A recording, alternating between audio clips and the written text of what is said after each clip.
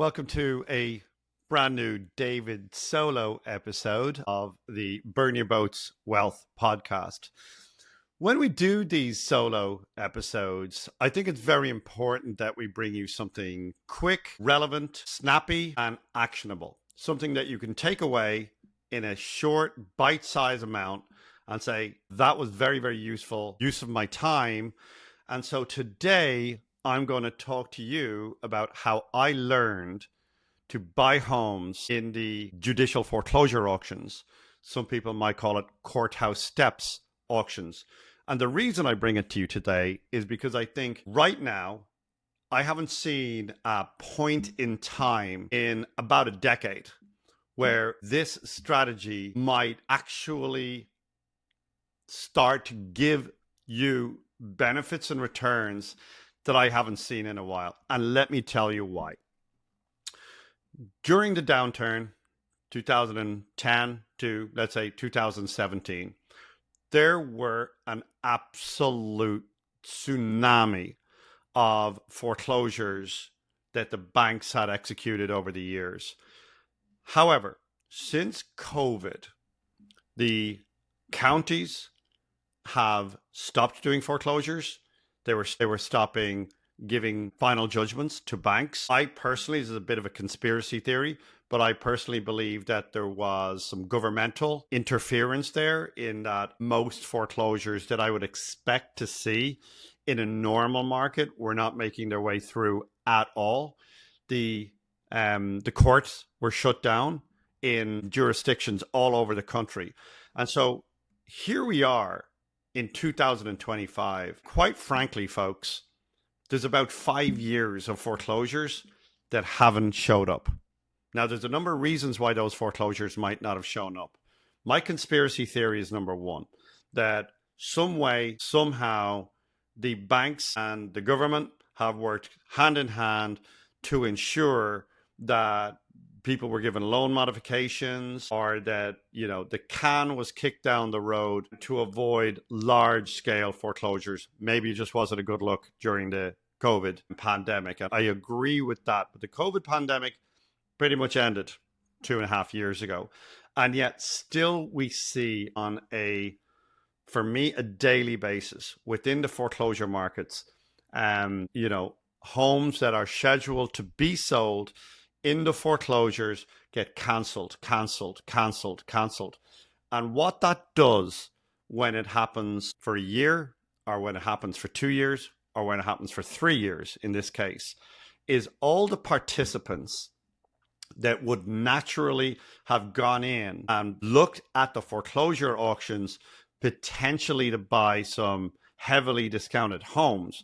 Because remember, in the courthouse steps, or what I call a judicial foreclosure auctions, there's a lot less buyers. We're going to go into real quick why there's a lot less buyers, but there is a lot less competition. And so if you're going to get a deal, having a lot less competition and having only sophisticated competition is exactly the place to go. And so here we are at the beginning of 2025, and there's been a 5-year delay, kicking of the can, if you will, down the road. Now, there's some explanation for this in that people who are being foreclosed on have a lot of equity, and so they're consulting their lawyers when they get what's called a final judgment, when the bank actually wins the right to sell the home in the foreclosure auction in the first place. And so there's a period of time between that final judgment and the actual foreclosure sale where the owner probably wants to protect their equity. So they might only owe $200,000, but the house is worth $400,000. So the person who's being foreclosed on, the homeowner, goes out, lists it for sale, gets it sold, and pays off the mortgage. However, we are now at this point where, because there's been so many cancellations, most of the normal participants are just not showing up anymore for these auctions. And so what I am seeing is the foreclosure auctions are starting to normalize. The amount of foreclosures on the docket every day is starting to increase. For the first time in a fair few years, I'm starting to see this more and more homes actually make their way all the way to the auction block. And then when they make their way to the auction block, there's less bidders bidding in the first place. Now, I told you the reason why there's less bidders is because these bidders, once bitten, twice shy. They've been showing up and bidding on deals and bidding and bidding and bidding on homes for the last 2 or 3 years. And these homes are just getting cancelled and cancelled. And they've done the reason why they get tired is they've done all the homework. They've done the due diligence. They've done the title work. They've spent probably on average 2 to 3, and in many cases, they will have gone see the home. And so they might have spent 2 to 3 hours of due diligence and then 15, 20, 30 minutes in the actual bidding process, only to find out at the last minute that the home or the auction has been cancelled. And so all that work is for naught. Now, if you do that at scale, if that's happening to 95% of the homes that you're underwriting and that they're not even making their way to the actual sale, that's pretty disturbing after a while, and it's a huge waste of your time. And you're like, I'm going to go do something else. Well, this is the opportunity that I'm talking about right now. So many people that normally participate are no longer doing it. And yet, at exactly this time, I am seeing the amount of homes hitting the market, hitting the foreclosure market, increasing. The amount of homes that are not being sold to capture that equity is increasing. And what I'm trying to say here is that what I call third-party bidders, people like you and me, are winning these homes in the foreclosure auction more and more and more.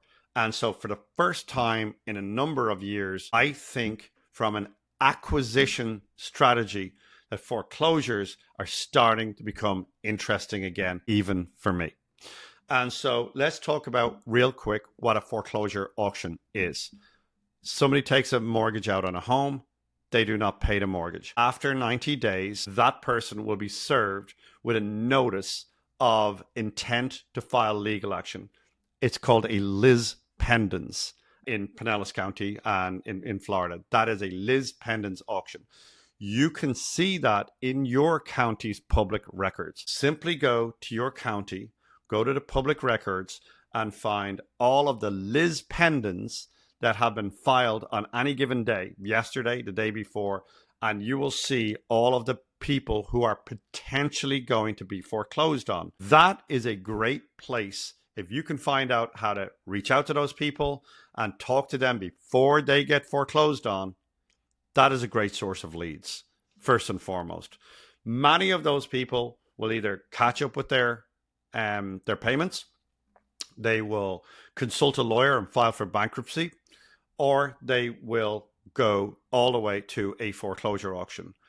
On the day of the foreclosure auction, 99% of these now are online.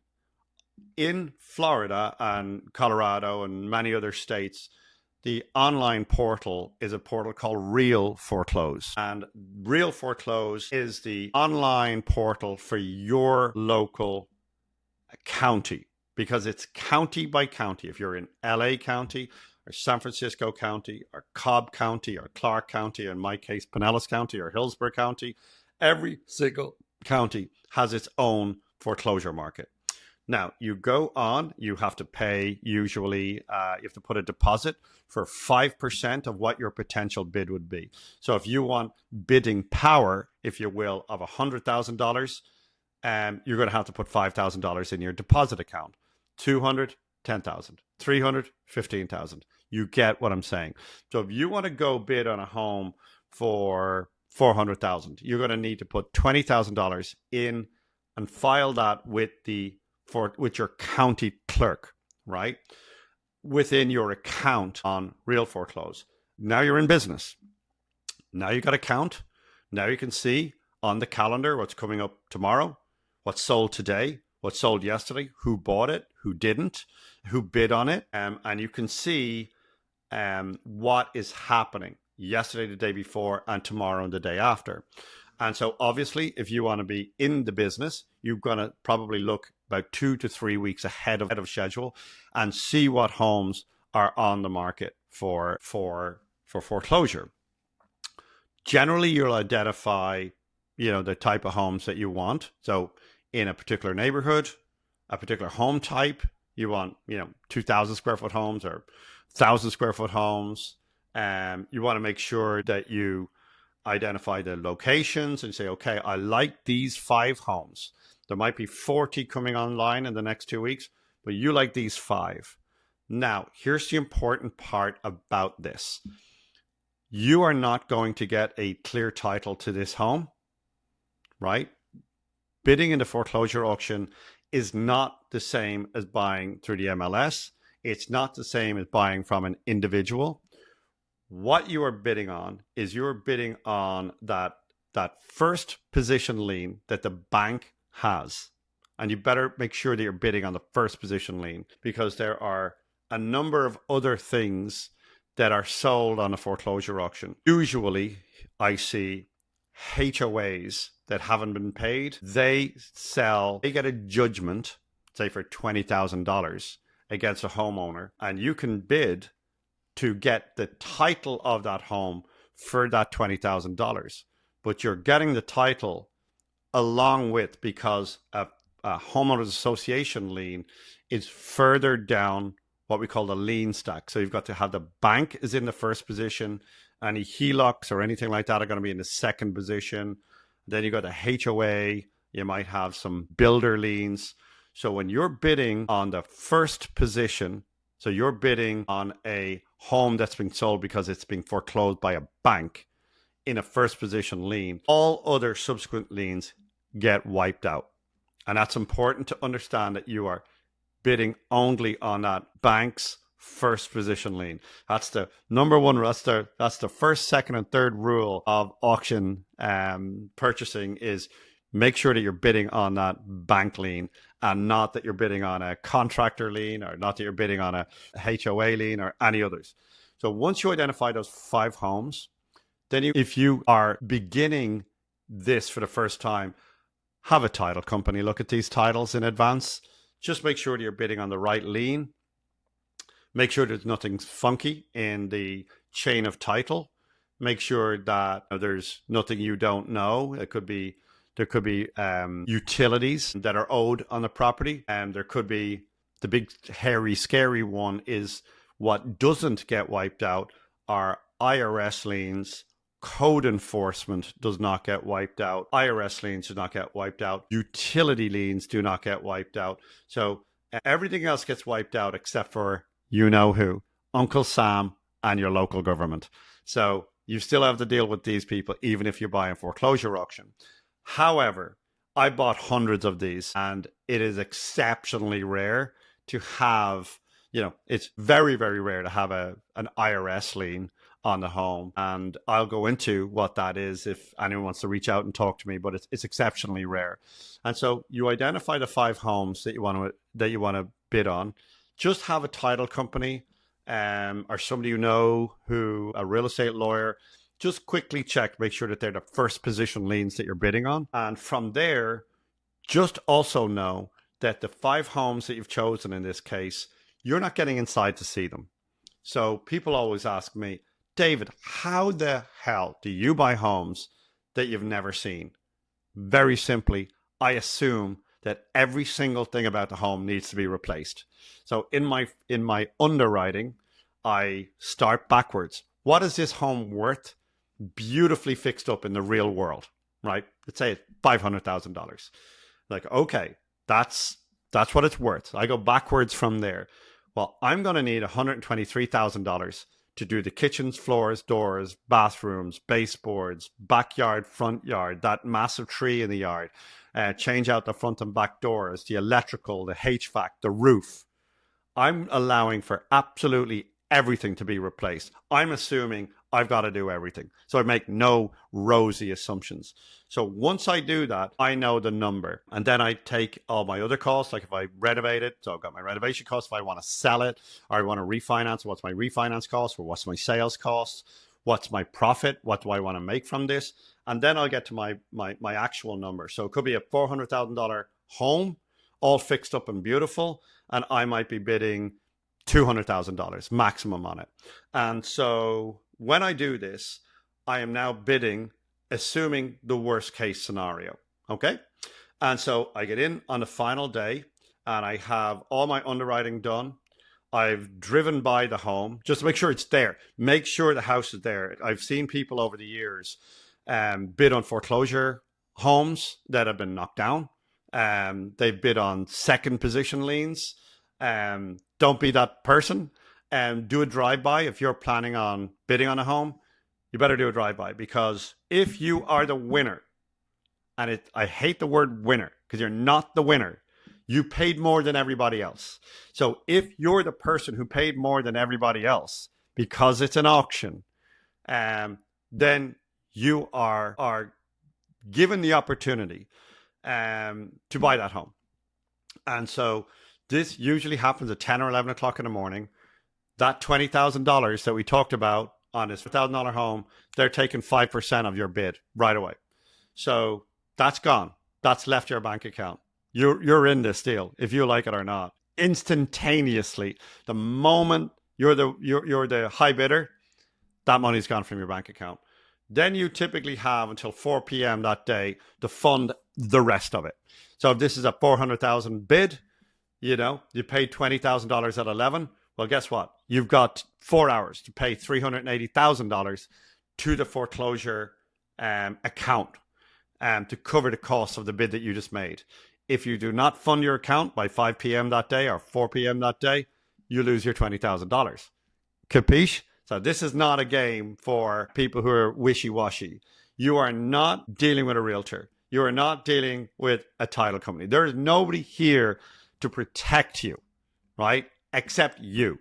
So at 4 p.m., you make your big payment. Now, typically, if I'm the high bidder at 11, I'm zooming back out to that house. That moment, I'm the high bidder. I'm going to race back out to that house. And at that point in time, I'm going to do a more aggressive, what they call bird dog, which is I'm going to get out of my car. I'm going to knock on the door. I'm going to see if anybody lives there. I'm going to talk if there is somebody living there. Could be an owner who they know they've been foreclosed on, but it could be a tenant. They equally know that the house has been foreclosed on, but I'm going to find out if there's somebody there and let them know, hey, listen, I was a high bidder in a foreclosure auction today. We need to work out a way of getting possession of this home. Is there some way I can help you move on and move away from this situation, which gives me possession? And I always like to treat people humanely in that scenario. Or you might get to the house and nobody lives there. It's vacant. You can look in the window and you're like, oh, there's nobody here. And at that point in time, you can walk around the backyard and maybe there's a door open or whatever, and you can see what you bought. But you have 4 or 5 hours till you need to fund this deal. So you go back, you fund the deal, and guess what? Then you got to wait for 10 days because there is a period where the person who has been foreclosed on has a right of redemption. So this person has 10 days to go to the courts and say, I believe I was treated unfairly, or I'm able to do this now, or I want to file bankruptcy or whatever. At which point you do not get the deed in 10 days. You then have to go to you then have to get a lawyer, and the lawyer has to go to the county clerk's office and file a motion for you to nullify the foreclosure and for you to get your money back. That can take 4 months. So that's not pretty when that happens. That's the worst case scenario. 9 times out of 10, 95 times out of 100. On day 10, you file to get the title in your name. The title's yours now. At this point, you're going to call the utilities. You're going to call the water, power, all of this kind of jazz. And then you might find another little surprise where, the homeowner didn't pay anything, which is normal. Because remember, the person who left has been foreclosed on. So they've given up on the house long ago. And so you might find you've got a $2,000 water bill or $3,000, $4,000, $5,000 water bill. You might find that the power has been shut off and it's owed, $1,000. And so you got to just pay up. If you want water, you got to pay up. If you want power, you got to pay up. And so you just got to suck that all up. And that is your starting point. You now own a home. It's a $400,000 home. You bought it for $200,000. You might have to fork out $10,000 or $15,000 and just exactly what I said. Now you got to do your renovation. But, within the grand scale of things, This is a fabulous, fabulous opportunity to buy a home where you're not competing with the market writ large. Now, the reason we're having this conversation right now and what I want your takeaway to be is I believe that foreclosures and foreclosure homes are going to start ticking up again. I'm starting to see it. I'm starting to see it in our own county. I think the incentives for the banks have been removed. And so they're moving forward with their foreclosures. I think the intransigence from the judicial system, where they just were not hearing foreclosures, like the courts, if the courts close down, you don't have an option. If you're a lender, you don't have the option. The courts are shut down. You can't get a judgment. You can't get your house. Somebody can live there for free. So the bottom line is that I'm seeing all of those COVID restrictions to foreclosure are being removed. And there's certain cities where they literally have not had a foreclosure sale in 5 years. I've checked out Denver, for instance, and there must be tens of thousands of foreclosures that are kind of just sitting, percolating in the background. The banks can't get these people out. They've tried their remods. Those modifications have come and gone, and they're still defaulting again and again and again. So I think there's probably a 5-year window ahead of us right now. If you can dial in these skills that I've just outlined, that's just a tip of the iceberg, but understand how to identify them, understand how to underwrite them, really understand how to research the title work yourself so that you can quickly see and understand, okay, this is a HOA lien, this is a second position mortgage, this is a first position mortgage. Once you understand that, that's a superpower. Then obviously there's the actual work of underwriting it, viewing the home, bidding on it. This is a kind of a part-time job. So you're not doing this, you're not doing all of this work unless you've got a little bit of time on your hands, right? This is not passive. I'll definitely give you that. It's not passive. But once you dial this skill in, I would rather have the skill of being able to buy homes in foreclosure and understanding that process than I would 95% of degrees that are out there these days. So if you want to know more about how to buy homes in foreclosure, I have an underwriting sheet that I use for buying homes in foreclosure. So reach out to me at contact@burnyourboatswealth.com and I will give you that for free. I'll teach you how to use it. So reach out to me at contact@burnyourboatswealth and we'll pick up on your email and I'll talk to you personally, walk you through how to do this. And so I believe from an acquisition perspective, the next 5 or 10 years are going to be those monumental opportunities to operate quietly and judiciously, picking up homes in the foreclosure auction when everyone else is afraid of the market. What I call, the sheep are, flocked together and scurrying around the field. I've used the word, this is the time to be the wolf. Well, I've been the wolf sitting in the forest for the last number of years, but I've been looking at the foreclosure auction and it's just, it's not working out. There's nothing there. There's nobody being foreclosed on, or the county are, canceling everything at the last minute. There's some stuff going on. I believe it's all conspiracy theory, but there you go, right? But now I'm starting to see the door open again. And this might be the opportunity for you, the listener, and the takeaway is teach yourself how to buy in the foreclosure markets in your county. At least have a passing interest in it, because this could be a life-changing opportunity in the next few years. So thank you for your time, and I hope you enjoyed today's episode. Please, I've said it before, we only ask of one thing. Please like and subscribe to this podcast. That's it. That's all we'll ever ask of you. Just on the app right now, scroll down, give it a couple of stars. If you're amazing, you could just comment and say, I enjoyed the podcast, or I hate it, or whatever it is, and just press save. So please like this podcast, make a comment if you can, and make sure you subscribe so you hear the next one. Today's episode, what we've just talked about, is just to plant a kernel in your head. The reason I bring it up is I've been looking at it for the last week or two and I'm like, This is something I need to tell everyone about. So I'm out for today. I hope you all enjoyed it. Farewell. Thank you so much for tuning into today's episode. Look, we truly appreciate your support and hope you found the conversation insightful and engaging and useful. If you enjoyed the show, because there's a lot of shows out there, would you please take a moment to rate and review us on your favorite podcast platform? Your feedback helps us grow and reach more listeners. And if we reach more listeners, we will have bigger and more interesting guests. So don't miss the show. Please go ahead and subscribe so you don't miss the next episode.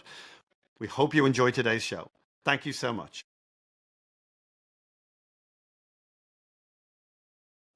You've been listening to the Burn Your Boats Wealth podcast with Clark Lunt and David Shaw. We would love to hear from you. Please reach out at contact@burnyourboatswealth.com with comments, questions, and if you have a topic you would like Clark and David to discuss on an upcoming episode. We would very much appreciate it if you took the time to rate and review Burn Your Boats on your favorite podcast listening app, and make sure to follow and share on social media. Content in Burn Your Boats Wealth podcast is for entertainment purposes only and is not legal or financial advice. Please review our legal disclaimer at burnyourboatswealth.com. Thank you and have a great day.